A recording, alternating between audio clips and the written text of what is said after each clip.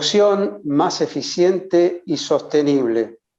La degradación de los suelos debe ser neutralizada. Recuperar el suelo, manejarlo como un organismo vivo.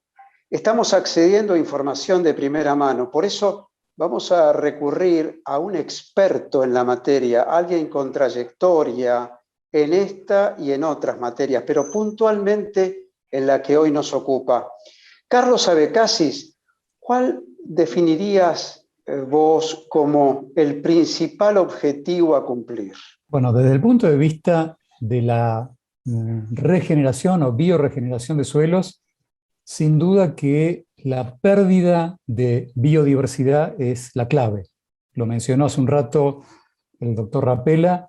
Claramente, todos los seres vivos, cuanto más diversos son, más equilibrados son los sistemas, ¿tá? Los ecosistemas en realidad se basan justamente en la gran biodiversidad. Entonces, lo que se ha perdido, gracias a malas praxis, definitivamente prácticas que no porque el productor o el ingeniero agrónomo sean malas personas y que quieren dañar las cosas, sino simplemente que hemos aprendido algunas cosas que no estaban del todo correctas y eso ha generado una serie de disturbios en los ecosistemas y esto hay que tener mucho cuidado porque a veces cuando uno habla de esto pareciera un hippie, ¿no? Que está hablando de no hacer nada, de dejar todo así como está. No, yo no estoy hablando de eso, lo aclaro por las dudas.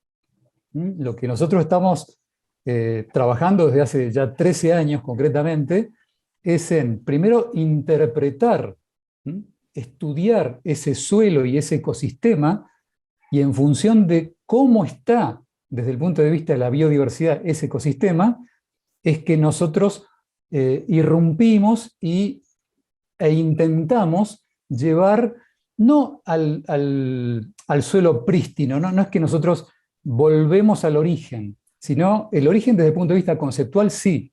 O sea, ¿qué es lo que buscamos nosotros?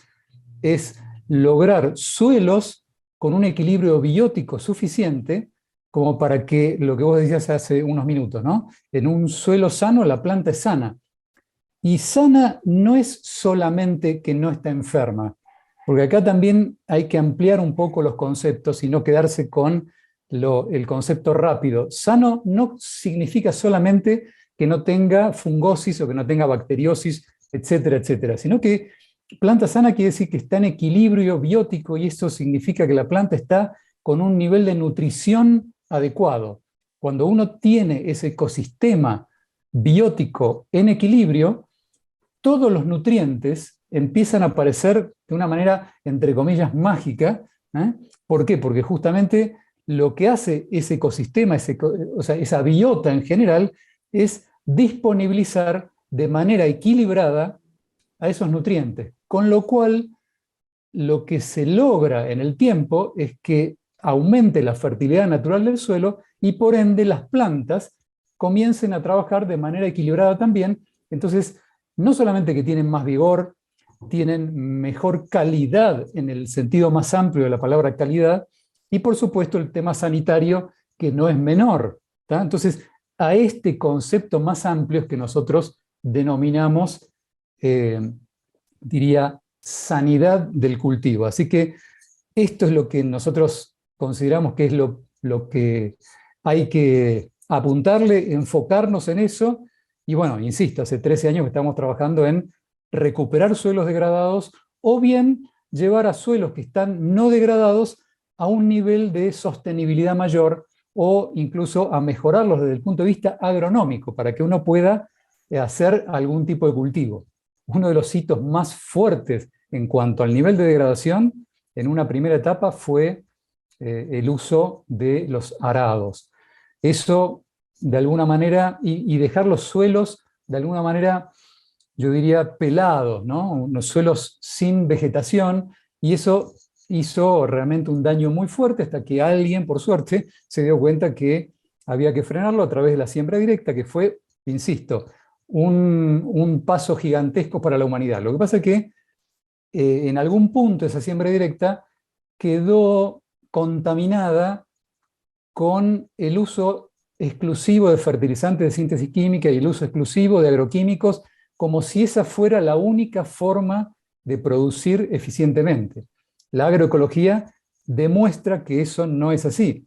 Insisto, siembra directa, sí, pero bien hecha. Cuidado.